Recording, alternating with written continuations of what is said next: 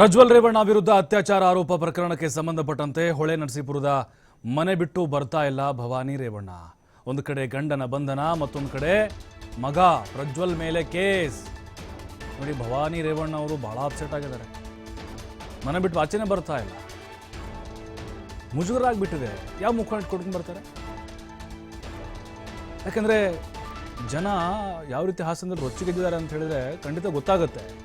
ಒಬ್ಬಂಟಿ ಆಗಿದ್ದಾರೆ ಭವಾನಿ ರೇವಣ್ಣ. ಕಳೆದ 3 ದಿನಗಳಿಂದ ಮನೇಲೇ ಇದ್ದಾರೆ. ಅವರು ಬಹಳ ಆಕ್ಟಿವ್, ಓಡಾಡ್ತಾ ಇದ್ರು ಹೊರಗಡೆ ಬಂದು.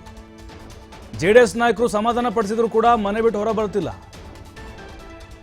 ಕಾರ್ಯಕರ್ತರು ಬರ್ತಾ ಇದ್ದಾರೆ, ಸಮಾಧಾನ ಮಾಡ್ತಾ ಇದ್ದಾರೆ, ಆದರೂ ಕೂಡ ಮನೆ ಬಿಟ್ಟು ಹೊರ ಬರ್ತಾ ಇಲ್ಲ. ಭವಾನಿ ರೇವಣ್ಣ ಅವರು ಒಬ್ಬಂಟಿ ಆಗ್ಬಿಟ್ಟಿದ್ದಾರೆ. ಯಾಕಂದ್ರೆ ರೇವಣ್ಣ ಅವರ ಫ್ಯಾಮಿಲಿ, ಇಡೀ ರೇವಣ್ಣ ಅವರ ಫ್ಯಾಮಿಲಿ ಫಸ್ಟ್ ಟೈಮ್, ಇದೇ ಮೊದಲ ಬಾರಿಗೆ ಒಂದು ತಲೆ ತಗ್ಗಿಸುವಂತಹ ಒಂದು ಘಟನೆ ಆಗಬಾರದ ಘಟನೆ ನಡೆದು ಹೋಗ್ಬಿಟ್ಟಿದೆ. ಭವಾನಿ ರೇವಣ್ಣ ಅವರು ತಮ್ಮ ಪುತ್ರನ ಪರವಾಗಿ ಬಹಳ ಆಕ್ಟಿವ್ ಆಗಿ ಚುನಾವಣೆಯಲ್ಲಿ ಪ್ರಚಾರ ಮಾಡಿದಂಥವ್ರು, ಇಡೀ ರೇವಣ್ಣ ಅವ್ರ ಫ್ಯಾಮಿಲಿ. ಆದರೆ ಈಗ ಹೊರಗಡೆ ಬರೋಕ್ಕಾಗ್ತಾ ಇಲ್ಲ. ಎಲ್ಲಿ ಮುಜುಗರವನ್ನು ಅನುಭವಿಸಬೇಕು, ಎಲ್ಲಿ ಜನ ಏನು ಅಂತಾರೋ, ಬಹಿರಂಗವಾಗಿ ಎಲ್ಲಾದರೂ ಕಾಣಿಸಿಕೊಂಡ್ರೆ ಏನು ಮಾಡಿಬಿಡ್ತಾರೋ ಅನ್ನುವಂಥ ಒಂದು ಆತಂಕ ಸಹಜವಾಗಿ ಇದ್ದೇ ಇದೆ. ಯಾಕಂತ ಹೇಳಿದ್ರೆ ಪಕ್ಷಾತೀತವಾಗಿ ನಾವು ನೋಡ್ತಾ ಇದ್ದೀವಿ. ಇಲ್ಲಿ ಪರವಾಗಿ ಸಾಕಷ್ಟು ಜನ ಮಾತಾಡ್ತಾ ಇರಬಹುದು, ಆದರೆ ಜಾಸ್ತಿ ವಿರೋಧಗಳೇ ಇದೆ. ಸ್ವತಃ ಅವ್ರ ಪಕ್ಷದ ಕಾರ್ಯಕರ್ತರೇ ಇದಕ್ಕೆ ವಿರೋಧವನ್ನು ಮಾಡ್ತಾ ಇದ್ದಾರೆ. ಯಾಕಂದರೆ ಮಹಿಳೆಯರಲ್ಲಿ ನೂರಾರು ಮಹಿಳೆಯರು, ಅವ್ರ ಕುಟುಂಬಗಳು ಎಲ್ಲವೂ ಕೂಡ ಈ ಬೀದಿ ಪಾಲಾಗ್ಬಿಟ್ಟು ಸಂಸಾರಗಳು ಹಾಳಾದವು. ಮಾನ ಮರ್ಯಾದೆ, ಈಗ ಅವ್ರ ಮುಜುಗರ, ಅವರು ತಲೆ ಎತ್ಕೊಂಡು ಓಡಾಡೋಕ್ಕಾಗ್ತಾ ಇಲ್ಲ ವಿಡಿಯೋದಲ್ಲಿ ಇದ್ದಂಥವ್ರು. ಹಾಗಾಗಿ ಈಗ ಭವಾನಿ ರೇವಣ್ಣ ಅವರು ಮುಜುಗರಕ್ಕೊಳಗಾಗಿದ್ದಾರೆ.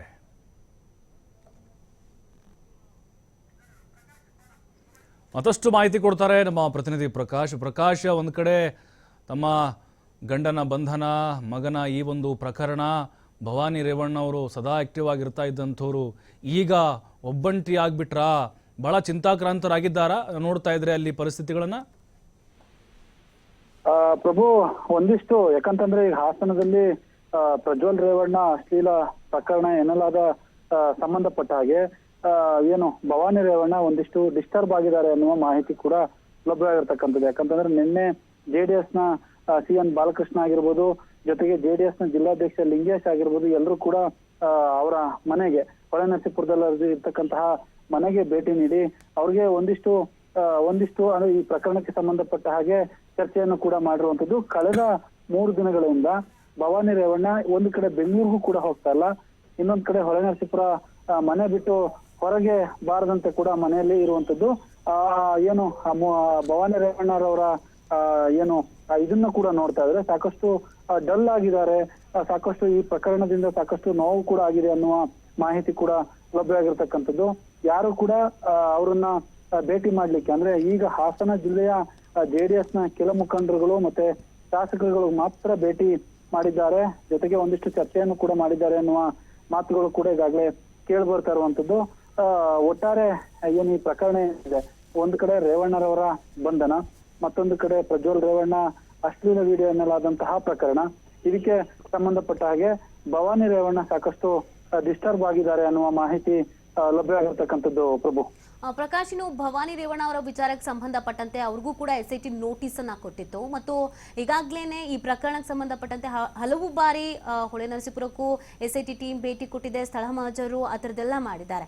ಈ ಭವಾನಿ ರೇವಣ್ಣ ಅವರ ವಿಚಾರಕ್ಕೆ ಸಂಬಂಧಪಟ್ಟಂತೆ ಕಾನೂನಾತ್ಮಕವಾಗಿ ಇವರು ಏನಾದರೂ ಹೋರಾಟವನ್ನ ಮಾಡ್ತಾ ಇದ್ದಾರಾ? ಅಂದ್ರೆ ಆ ಪ್ರೊಸೀಜರ್ ಅಲ್ಲಿ ಏನಾದ್ರು ತೊಡ್ಕೊಂಡಿದ್ದಾರಾ ಭವಾನಿ ರೇವಣ್ಣ ಕೂಡ? ಯಾಕಂದ್ರೆ ಇವ್ರಿಗೂ ನೋಟಿಸ್ ಕೊಟ್ಟಿರೋದ್ರಿಂದ. ಖಂಡಿತವಾಗ್ಲೂ ನೀತಿ ಏನಂತಂದ್ರೆ ಈ ಪ್ರಕರಣಕ್ಕೆ ಸಂಬಂಧಪಟ್ಟ ಹಾಗೆ ಭವಾನಿ ರೇವಣ್ಣರವರ ಕಡೆಯವರ ವಕೀಲರು ಏನಿರ್ತಾರೆ ಅವರನ್ನು ಕೂಡ ಭೇಟಿ ಮಾಡಿರುವಂತದ್ದು, ಸಾಕಷ್ಟು ಚರ್ಚೆ ನಡೆಸಿರ್ತಾರೆ. ಯಾಕಂತಂದ್ರೆ ಈ ಪ್ರಕರಣ ಸಾಕಷ್ಟು ಗಂಭೀರತೆಯನ್ನು ಕೂಡ ಪಡೆದುಕೊಂಡಿರುವಂತದ್ದು. ಇಂತಹ ಸಂದರ್ಭದಲ್ಲಿ ವಕೀಲರನ್ನ ಭೇಟಿ ಮಾಡುವಂತದ್ದು, ಪ್ರಕರಣದ ಬಗ್ಗೆ ಚರ್ಚೆ ಮಾಡುವಂತದ್ದು ಇದು ಸಹಜ. ಈಗಾಗಲೇ SIT ಅವರು ಕೂಡ ನೋಟಿಸ್ ಕೊಟ್ಟಿರುವಂತಹ ಹಿನ್ನೆಲೆಯಲ್ಲಿ ಈ ಎಲ್ಲಾ ಆಯಾಮಗಳಲ್ಲಿ ಕೂಡ ಸಾಕಷ್ಟು ಚರ್ಚೆಯನ್ನು ಮಾಡಿರುವಂತದ್ದು. ಆದ್ರೆ ಒಂದು ಹಾಸನ ಜಿಲ್ಲೆಯಲ್ಲಿ ಒಂದಿಷ್ಟು ಅವರಿಗೆ ಸಮಾಧಾನ ಮಾಡುವಂತಹ ಪ್ರಯತ್ನವನ್ನು ಕೂಡ JDS ನ ನಾಯಕರು ಮಾಡಿರುವಂತದ್ದು. ಆದ್ರೆ ಮನೆಯನ್ನು ಬಿಟ್ಟು ಕೂಡ ಎಲ್ಲೂ ಒಂದು ಕಡೆ ಬೆಂಗಳೂರಿನ ಮನೆಗೂ ಕೂಡ ಹೋಗ್ತಾ ಇಲ್ಲ, ಮತ್ತೊಂದು ಕಡೆ ಅವರು ಹೊಳೆನರಸೀಪುರದ ಮನೆಯನ್ನು ಬಿಟ್ಟು ಬಾರದಂತಹ ಪರಿಸ್ಥಿತಿ. ಒಂದ್ ರೀತಿ ಎಲ್ಲೋ ಒಂದ್ ಕಡೆ ನೋಡಿದಾಗ ಭವಾನಿ ರೇವಣ್ಣ ಇಕ್ಕಟ್ಟಿಗೆ ಸಿಲುಕಿದ್ದಾರಾ ಅನ್ನುವ ಪ್ರಶ್ನೆಗಳು ಕೂಡ ಇಲ್ಲಿ ಮೂಡಿ ಬರ್ತಾ ಇರುವಂತದ್ದು ನೀತಿ. ಓಕೆ, ಥ್ಯಾಂಕ್ ಯು ಪ್ರಕಾಶ್ ತಮ್ಮ ಡೀಟೇಲ್ಸ್ಗಾಗಿ.